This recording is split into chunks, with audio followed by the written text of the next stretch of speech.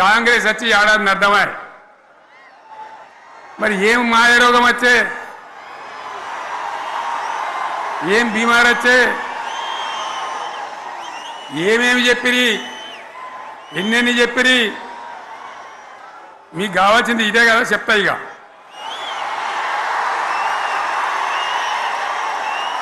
వాళ్ళ కథ చెప్పే ముందు మన కథ కూడా చెప్పాలి కదా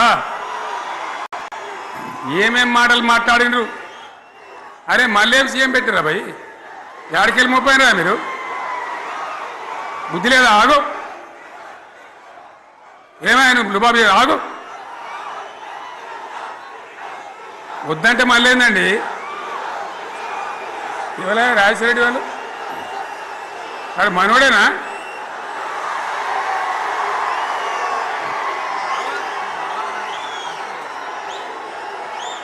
ఎన్ని మాటలు చెప్పిరి వరుస బట్టి గోల్మాల్ దింపుట్ల కాంగ్రెస్ను మించిన వాళ్ళు లేడు అబద్ధాలు చెప్పుట్ల కాంగ్రెస్ను మించిన వాళ్ళు లేడు ఎన్ని చెప్పిరి ఇక్కడ ఉన్నోళ్ళు జాలరని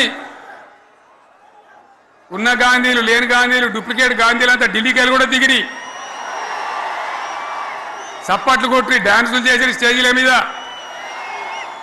ఒకటి చెప్పిండ్రా ఏమిత్తాడా కేసీఆర్ రైతు బంధు 10,000 ఇస్తాను మేము 15 ఇస్తాం చెప్పిండ్రా లేదా చెప్పిండ్రా ఇచ్చుడు కాదు చెప్పిండ్రా 10,000కు 15,000 ఇస్తామని అన్నారా కేసీఆర్ పెన్షన్లు 2,000 ఇస్తాడు మేము 4,000 ఇస్తాం చెప్పిండ్రా ఇంకేం చెప్పిండ్రు కేసీఆర్ ఇంట ఇద్దరుంటే ఒకరికే ఇస్తాడు మేము ముసలోనికి ఇద్దరికి ఇస్తాం చెప్పిండ్రా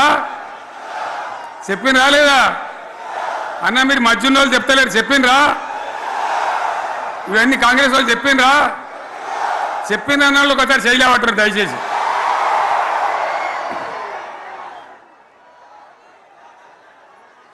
దివ్యాంగులకు కేసీఆర్ 4,000 ఇస్తాడు పెన్షను మేము 6,000 ఇస్తామండి అన్నారా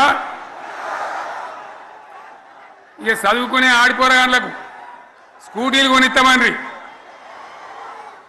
కొనిచ్చారా అన్నారైతే అన్నారు కదా విద్యార్థులకేమో విద్యా కార్డు ఇస్తామండ్రి 5 లక్షల గ్యారంటీ కార్డు బ్యాంక్ కార్డు ఇస్తామండ్రి ఇట్లా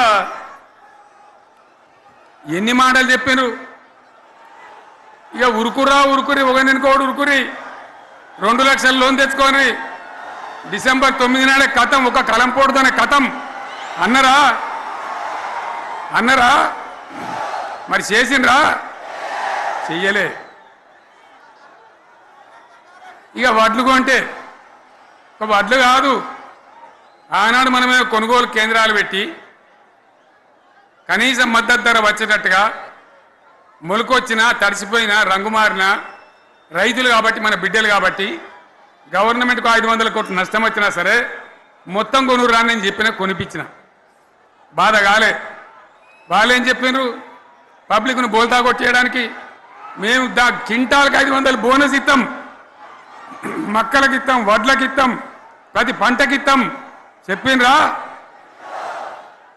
ఇటువంటివి చెప్పుడే కాదు వీటితోని ఇంకొక 420 హామీలు చెప్పాను వాళ్ళ నోటికి మొక్కాలే కళ్యాణ లక్ష్మి కేసీఆర్ ₹1,00,000 ఇస్తాడు మేము వస్తే తులం బంగారం కూడా కల్పిస్తామండి అన్నారా ఏమన్నా నత్తందా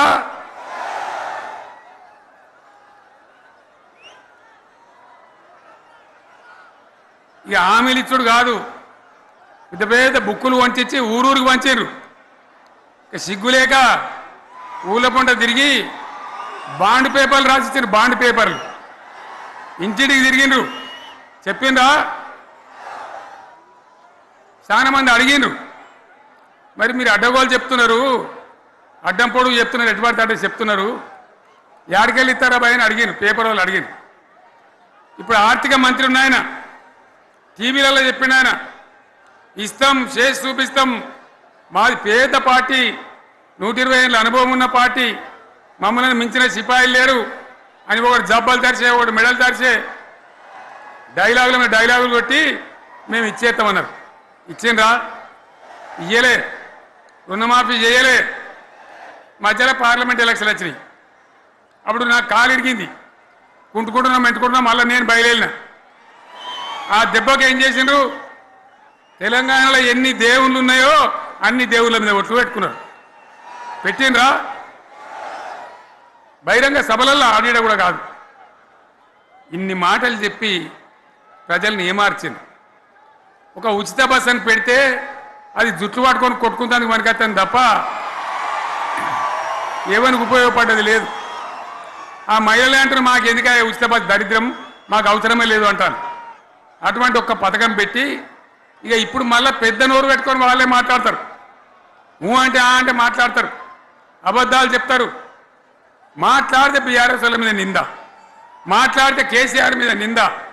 ఇది ఒక అలవాటు చేసుకొని ఎవరికి నోరుంటే వాంతే లెక్క అనే పద్ధతిలో అడ్డమైన మాటలు మాట్లాడుతూ చాలా ఘోరంగా మోసం చేస్తూ ఉన్నారు.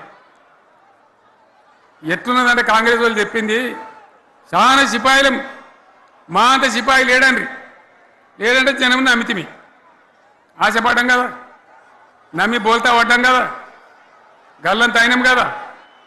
ఒక ఊళ్ళే మొలక నాట్లేసే టైం వస్తే అలుకుడు చేస్తాను, బడ్డాలుతాను.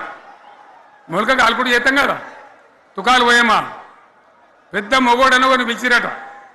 మొగోడని మొలకలుస్తానికి పిలిస్తే ఎలుక పిల్లని చూసి ఎల్లంకర పడ్డాడు.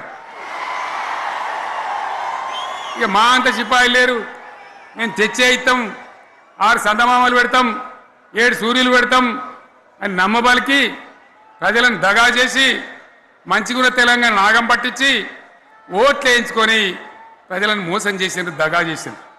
ఈ మాట నిజం, మీ అందరికి తెలుసు. ఇవాళ ఏం మాట్లాడతారు? మమ్మల్ని ఎవరు నమ్ముతలేడు, మాకు అప్పు ఉడతలేదు, యాడికెళ్ళి తెచ్చేయాలి అని ఇప్పుడు మాట్లాడుతున్నాం. అప్పుడేమో మాకు అపారమైన అనుభవం ఉంది, మేము చేస్తామన్నారు. ఒక్క మాట చెప్తున్నాం మిత్రులారా, ఇక్కడ నోళ్ళం మనమే కాదు, నా ప్రసంగం టీవీలలో వినేటువంటి కోటాను కోట్ల మందికి కూడా నేను మనవి చేస్తా ఉన్నా. ఇంత మోసం ఉంటుందా? ఇంత దగా ఉంటుందా? ఓట్లయితే రాని అవతల పడదామని ముచ్చట్నా? ఎంతవరకు ఇది కరెక్టు?